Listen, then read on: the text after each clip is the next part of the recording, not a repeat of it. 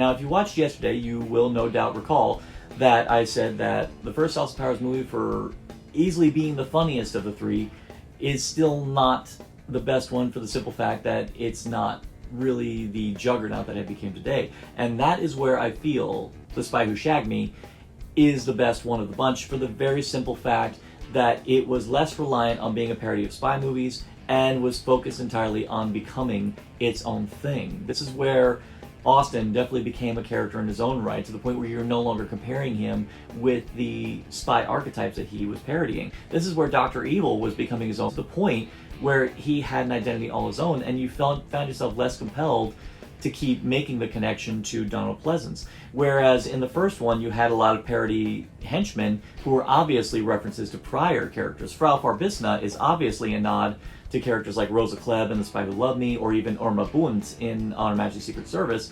And of course, Random Task was very clearly a parody of Oddjob. The thing about The Spy Who Shagged Me is, I look at these characters and I look at the new people they introduce, especially characters like Fat Bastard, and I never look at him and say, is that a parody of another character? No.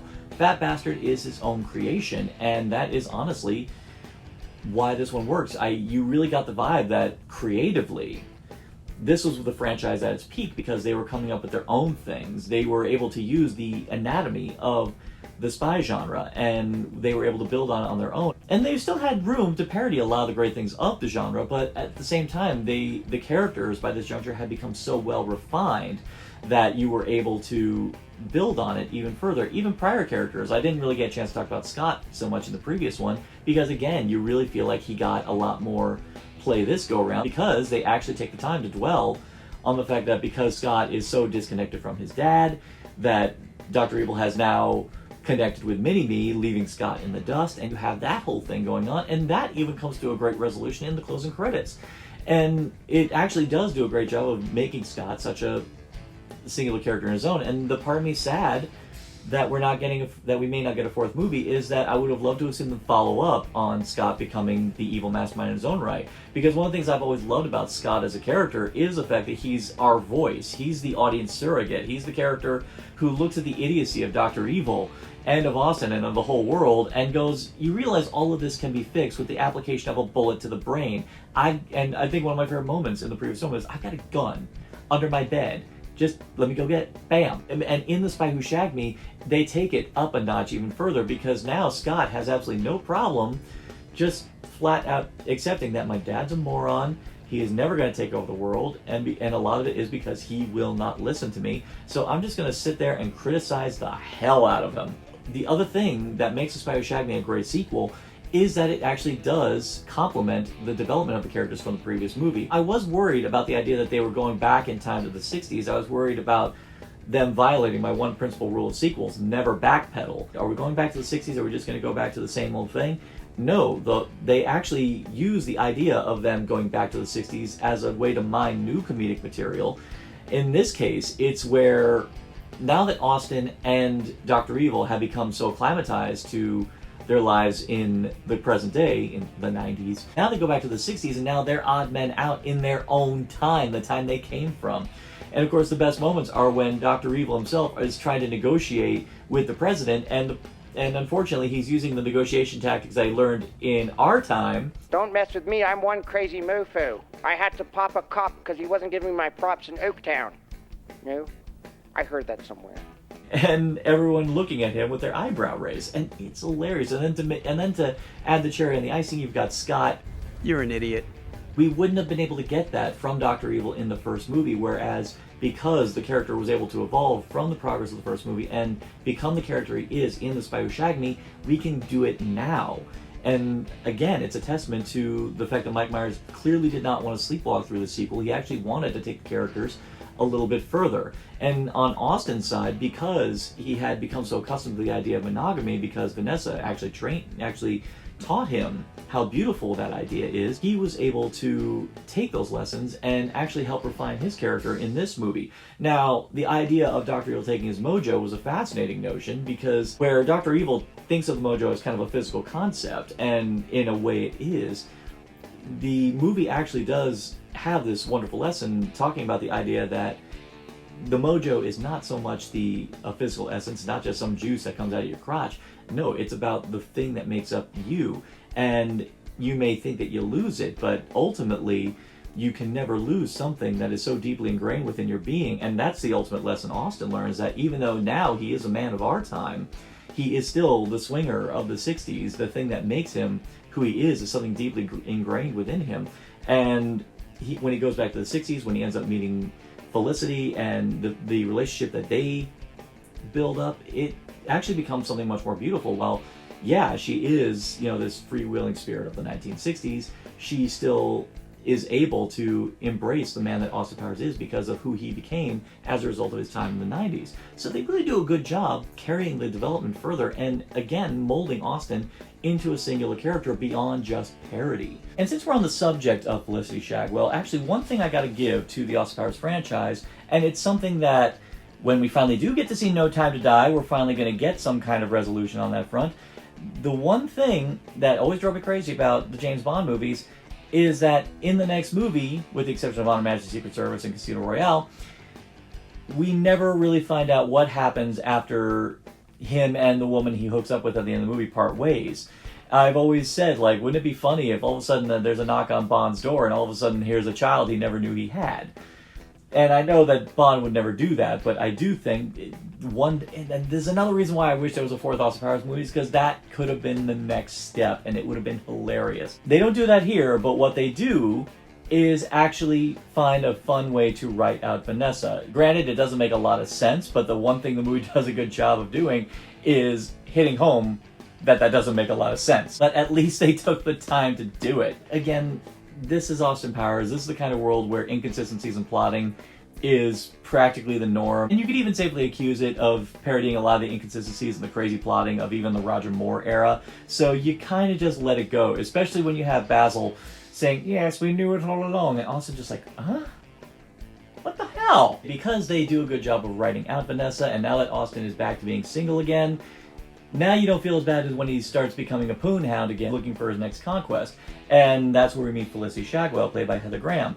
Another actress, much like Elizabeth Hurley, who I actually legitimately miss, and I do think there was so much talent in this actress, and I am sad that we haven't seen the likes of her again.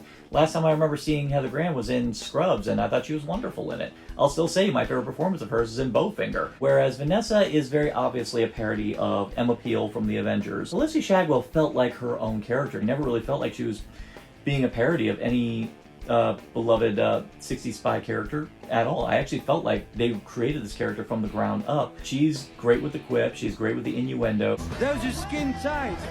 How do you get into those pants, baby? You can start by buying me a drink.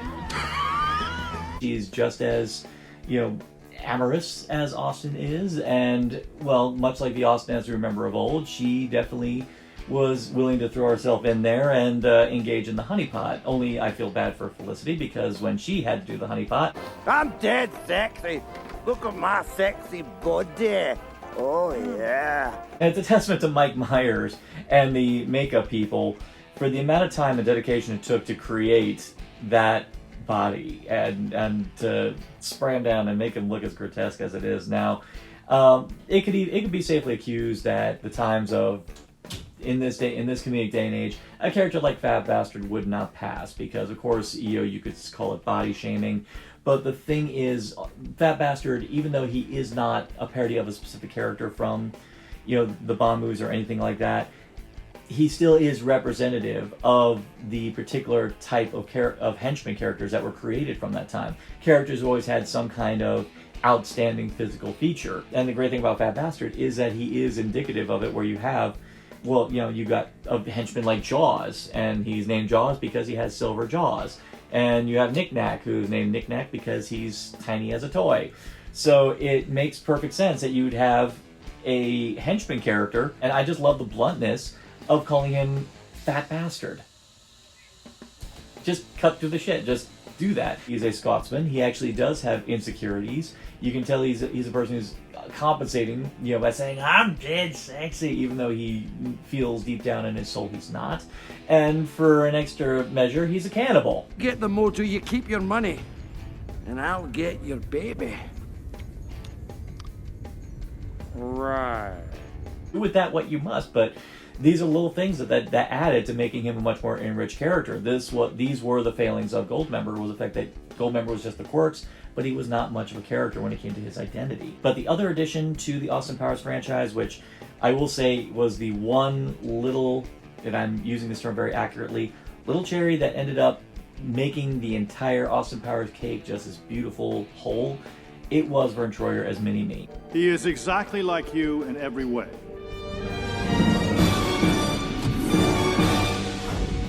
Except 1/8 your size.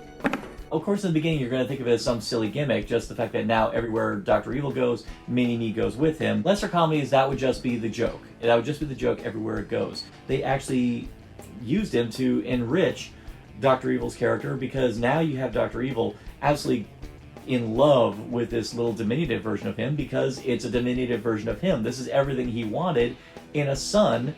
And then you've got Scott, meanwhile, looking at Mini-Me, looking at him just going, this little thing is insane. He's going to kill me the first opportunity he gets. And Dr. Evil's just ready to just brush that off. And Mini-Me is a character who definitely is a paragon of the concept of big things in small packages, because practically every scene Mini-Me's in, there's always some new little nuance to him that you don't expect. You got Mini-Me's vulgarity, the fact that he flips people off whenever he wants to, the fact that he's incredibly lethal, and the fact that he's, slightly psychotic, and the fact that he's a compulsive biter, and he feels the need to hump things. What the? Mini-Me, stop humping the laser. Pantomime roles are not easy to do. The fact that Vern Troyer does this, is able to be so expressive, and even though he's designed to be a clone of Dr. Evil, he's still a singular character all his own. This is the point where they took the very strong foundation they built for the first one, and they felt the freedom to be able to start adding elements of their own in order to refine the characters to become their own beings. And it was so successful that now, when people think Dr. Evil, they actually never really think about the fact that he's parodying Blofeld. They just think Dr. Evil. And The Spy Who Shagged Me was the movie that solidified Austin Powers in the cultural zeitgeist. The Austin Powers trilogy is a very important trilogy in the history of comedy, in the history of parody, and even in many cases it's very important in the history of the spy genre. There's a reason why people still talk about this very day. There's even a lot of people still wondering if we ever will get that fourth movie. I know the Love Guru kind of swooped in and just kind of destroyed Mike Myers, but there's still that little part of us wondering if Mike Myers has just one more in him, but we'll never know. But in the end, what we have is an absolutely wonderful whole, and I just felt this compulsion to talk about it, and I felt this need to end Double November on this note of talking about something that is utterly wonderful, and something I know that all of you have nothing but affection for. So do you agree? Do you disagree? Do you think it was comedic dead weight? Or do you think that it was an important chapter in the history of the parody subgenre? Leave it all in the comments below. With that, we wrap up another Double November, and I gotta say, this was a year I was actually really excited to do, and I was very happy last year when we did the polls, and this was the one they all wanted me to do, and I had a great time doing it, and I loved having Diva from Musical Hell come in and offer her own insight on some of my entries into this year's Double November. And so guys, if you love musicals, if you love music in general, I strongly recommend you subscribe to her channel, Musical Hell. Especially check out her show, Know the Score, where she actually talks about some other Bond themes that in more detail that I talked about. She is absolutely wonderful. Her channel is great. I definitely recommend you subscribe to it. As for next year, hopefully we'll get No Time to Die, and I'll get a chance to talk at length about that in many different capacities. So fingers crossed. Fingers crossed. But until that time comes, what do you want me to talk about next year? The girls, the action, the henchmen, the villains' deaths? Leave it all in the comments below. And for more addictive content than Narcotic Casserole, simply like, share, subscribe, click. Thou shalt be served a martini, shaken, not stirred.